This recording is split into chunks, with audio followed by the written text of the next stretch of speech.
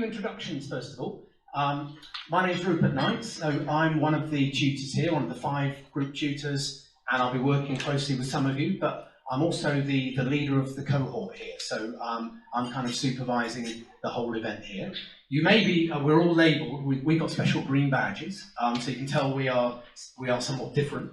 And maybe some of you have seen photos on Moodle and you've worked out who's who. If so, you're probably thinking they look a little bit older in real life. It's disappointing.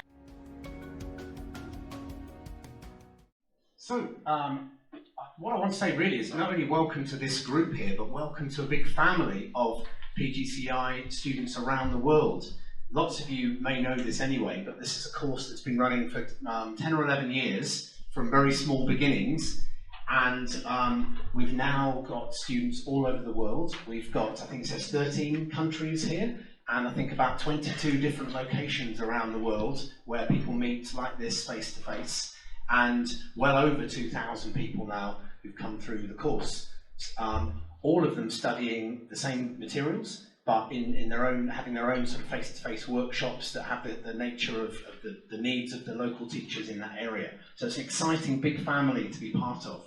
As you can see from the second point here, maybe about every 6 years or so, we update the course because we want to keep things fresh. So we've just updated the course in the last few weeks, and this is a worldwide update. So what it means is, while the general topics and the coverage, the amount of work, the length of course, etc., is the same, what you have is almost one of the first goes at some updated content.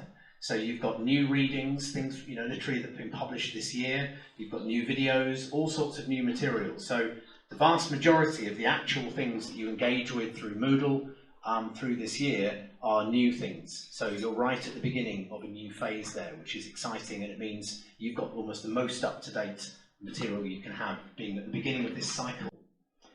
You can see here we've got 5 tutors here, but we've got a huge tutor team working around the world on this course. And all of us do various things at University of Nottingham. So we bring, I hope, those bits of expertise to this course. So some of us, like me, for example, work on the MA education as well.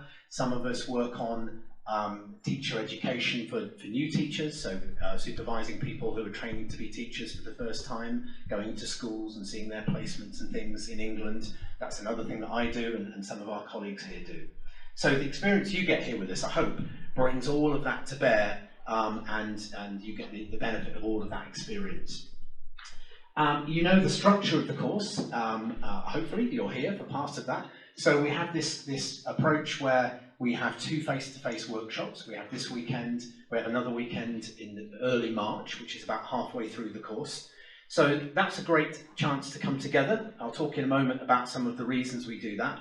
But above all, you get to meet your tutor, which is one nice thing, I think, because then when you're working at more of a distance, you have in mind who you're working with and who you're communicating with.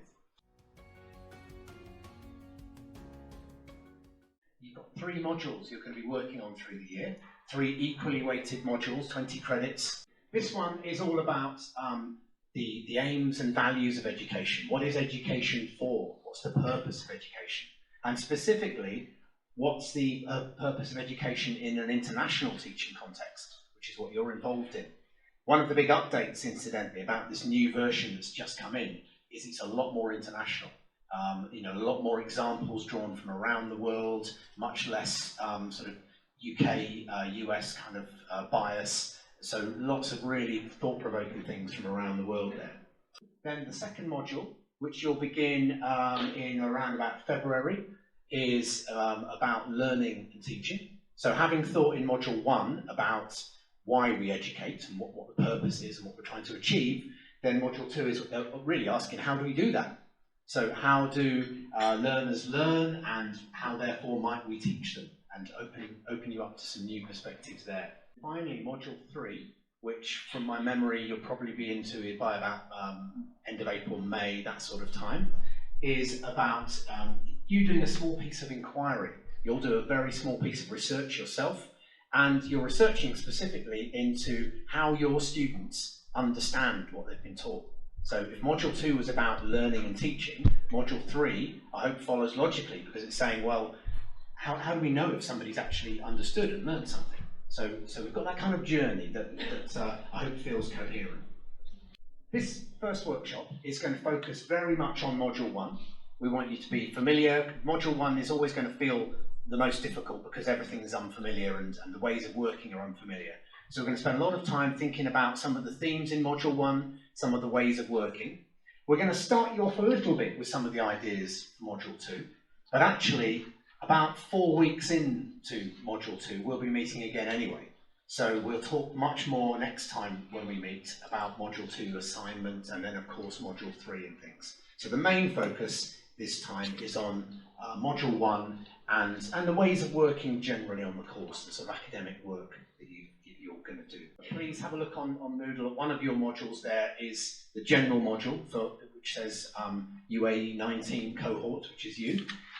Incidentally, that isn't just because it's 2019, that's because you are the 19th cohort in this region, which is something to think about, you know? So that shows you the longevity of the course just here alone. Probably lots of people are sitting here feeling a little bit nervous, going around and just chatting to people as you were arriving this morning. We've got a mixture of kind of excitement and probably fear in some cases. We know this is how everybody feels. Often people are saying things like, you know, I haven't worked at this level before, I haven't done any academic work at all for a long time, or I'm relatively new to studying in education. In all sorts of ways, people feel often a little bit anxious about starting something like this.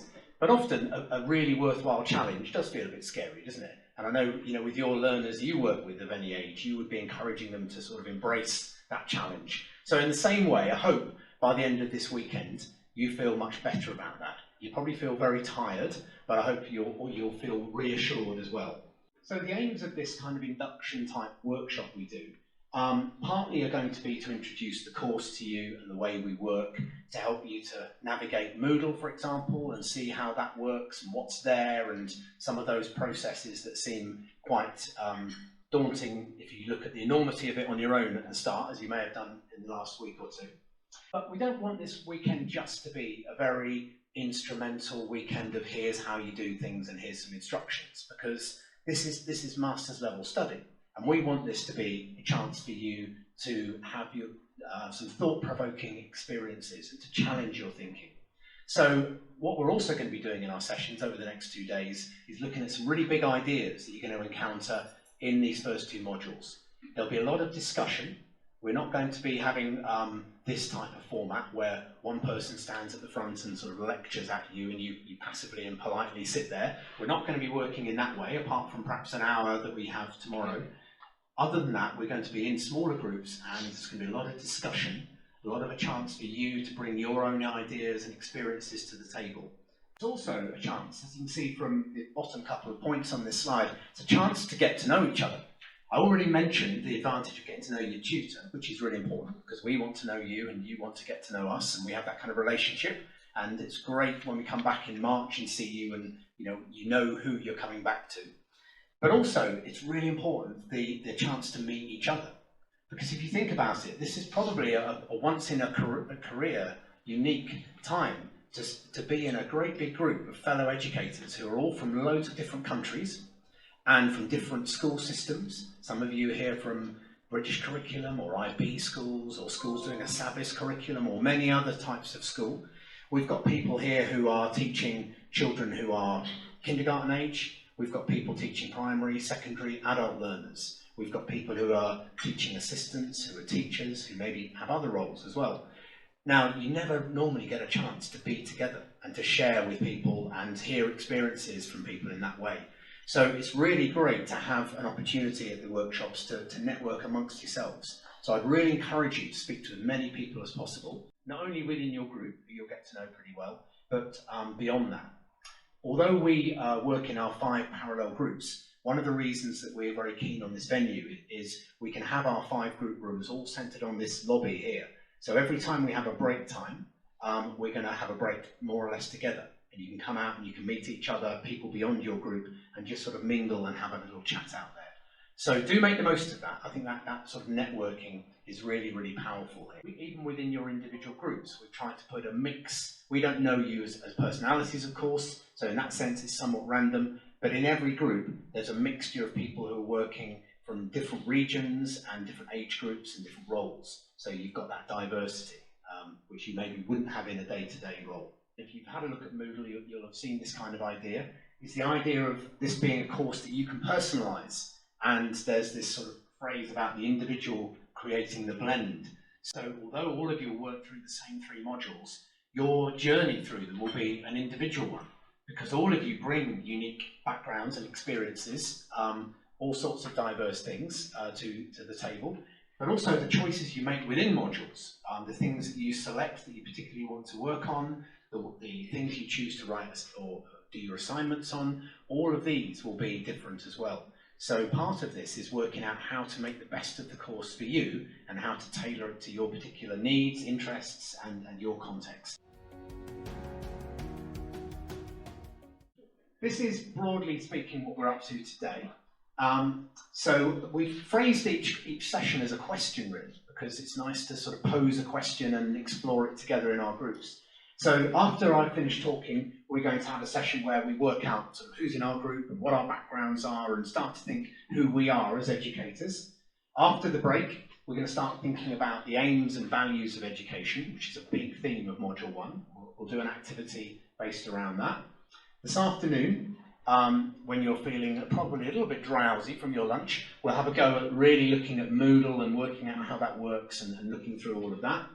And then the last session of the day will be a chance to think about how some of those big ideas apply to particular school settings. All of this is rehearsing some of the things you're going to do eventually for your Module 1 assignment. That assignment doesn't happen until after Christmas. Okay, so that seems like a long way away, doesn't it? So reassure yourself. That's 2020. That's a long way away. It says we're going to end at 4:30. We're actually going to end about 4:15. At the very end of the day, if anyone wants to come along to my group room, which will actually be sort of at the back of this big room, just at the end of the day, as you all know, we've said that this course is not a course that gives any license to teach or QTS. Everyone's now very clear about that. But if anyone is thinking specifically one day of working in England and is interested in the English QTS and how you would do that, even though it's not something we offer, at the end of the day, if you want to come along and see me at 4:15, I can tell you a bit about how that works. Not something that's part of this course or the University of Nottingham does, but we have a lot of questions about that always. So rather than speak to lots of individual people, if you want to come to me at the end of the day, I'll just speak to a small group of you or however many of you there are, and I can give you some signposting towards things. Tomorrow we're starting again at the same time in this room together, and we've got one of last year's students coming on. And her job is to come and just give you, very briefly, a view, authentic view of what it's like to do this course, having finished the course. We're then going to spend tomorrow morning thinking about academic writing and reading at master's level. Lots of people, as I said, are sometimes worried about that, so we want to give you some guidance and reassurance. And then after lunch tomorrow, we're going to start looking a little bit at the big ideas of Module 2, and in particular about different ways of learning. And we'll carry that on in a group session afterwards and finish, as you can see, around about 4:30 tomorrow. And if you've got any sort of worries, questions or anything like that, remember your tutor is there for you. That's what we're here for. So whether it's during a session, if it's about something you're learning, or if it's a more general thing during a break or sometime like that, come and see us. Don't let things be worrying, and we'll help you.